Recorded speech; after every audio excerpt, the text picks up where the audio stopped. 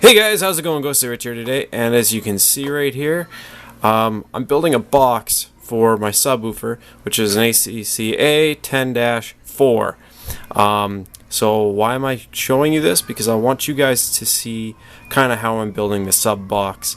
As you can see here, it calls for 1-inch thick MDF. I'm actually going to be using 0.5 because I can get away with it.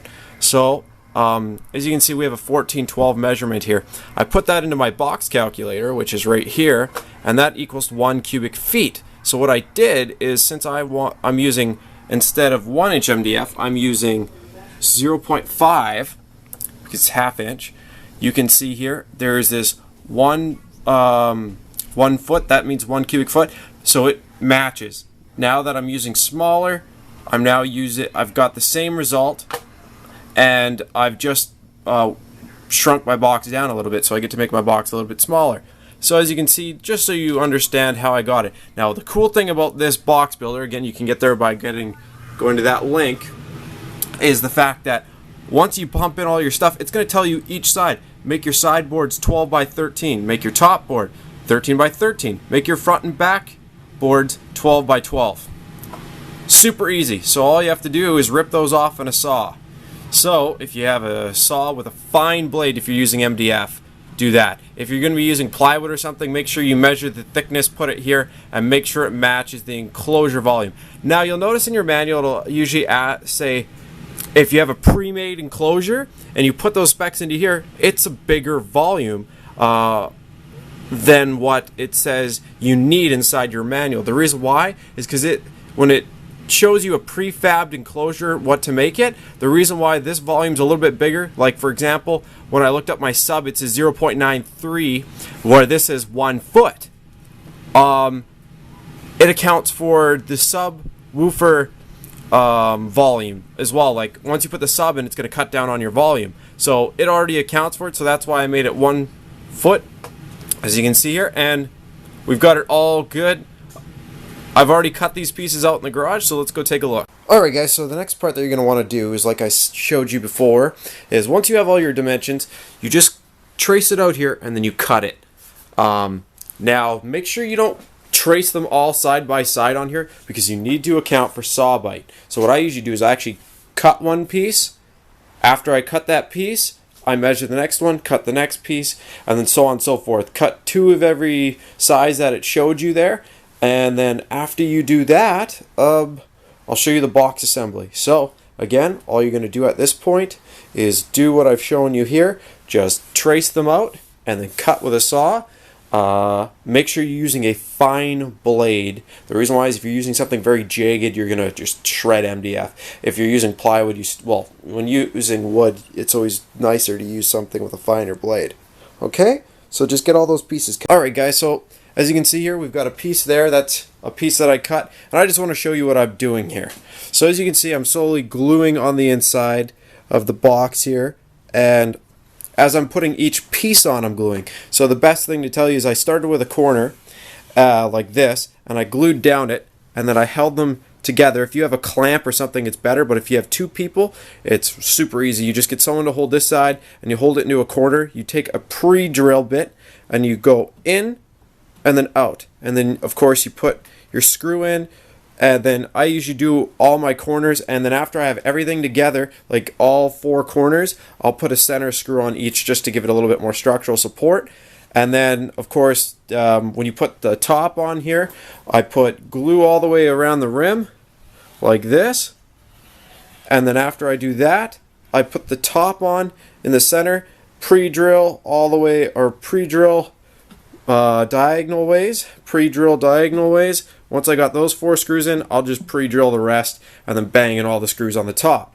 So what I usually do is I make a complete box by the time I'm done. So it's just a box, and then I measure the center, and then I poke or drill a hole in the center, and then I will take, say you take a piece of wood, you make yourself like a straight piece of wood, and I drill a screw into the center of the exact center of the box, and then I take a pencil, and then with a piece of wood, a circle jig that I've made up, I just go around it and I make a 10-inch circle because I'm putting a 10 in this car. So just a 10-inch circle all the way around. After you do that, take out your jigsaw, cut out the circle in the center, and then go from there. Then it just pops out.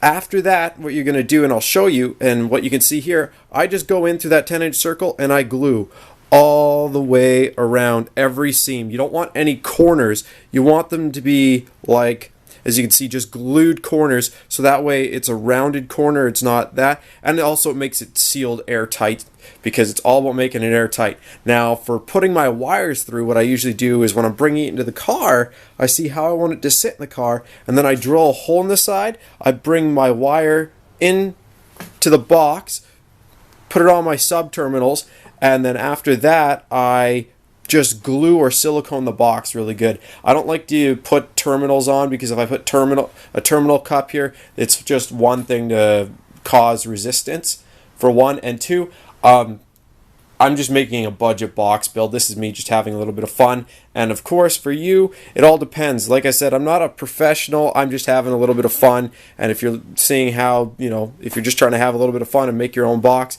this is how you do it. And of course, it's going to sound better than a prefab you buy in the store, because you're following actual directions made from the manufacturer and using their cubic feet, because every sub is a little different. Okay, so stay tuned and I'll show you after I get the 10-inch circle cut out, and then I'll show you what the completed box looks like before carpeting. Whether you want to carpet or just rocker guard your box or whatever you want to do, it's all up to you. I won't be showing you how to carpet the box, but I will show you what it looks like when it's all complete. Okay, so stay tuned. Hey guys, how's it going? So, as you can see, our sub box is complete. Well, I'm still gluing. As you can see, I'm gluing those seams, which is what you want to do. You want to glue all your seams, like I said before, and make sure you get the ones in front of the sub all the way around. Now, the other thing you might want to consider is, after you glue all of them, is see the seal right here? Like, I'm just going to put this up. Again, I still have to do some sealing on here, but you should put a gasket, some sort of gasket around here. Now, you can just silicone around here. Make sure after, you only do this when you do your final. With my sub here, which is the CA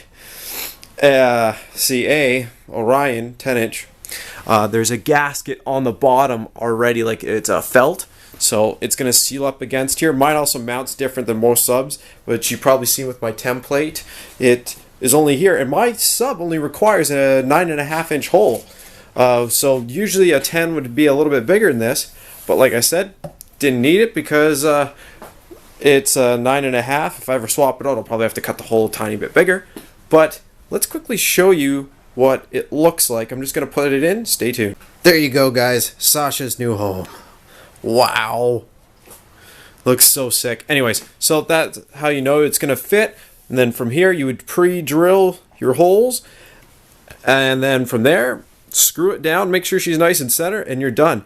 Well, if you're going to leave it like this, what I'm going to be doing actually is I'm going to go probably, the inside of my GTI has a leather to it, so I might go get a fake leather to throw over top of this, and then I'll leather the whole box, or we'll see what I do. I don't quite know what I'm going to do. I just wanted to get the box out of the way. Now I can play around with it. Make sure you send your wiring in and wire your sub correctly. If you're looking for how to wire a sub, you can always search on my channel. I show you how to wire a sub, or a dual sub, or whatever kind of sub you got. So, I hope this helped you out. Press that like button if it did, and subscribe for more. I hope you guys found this interesting.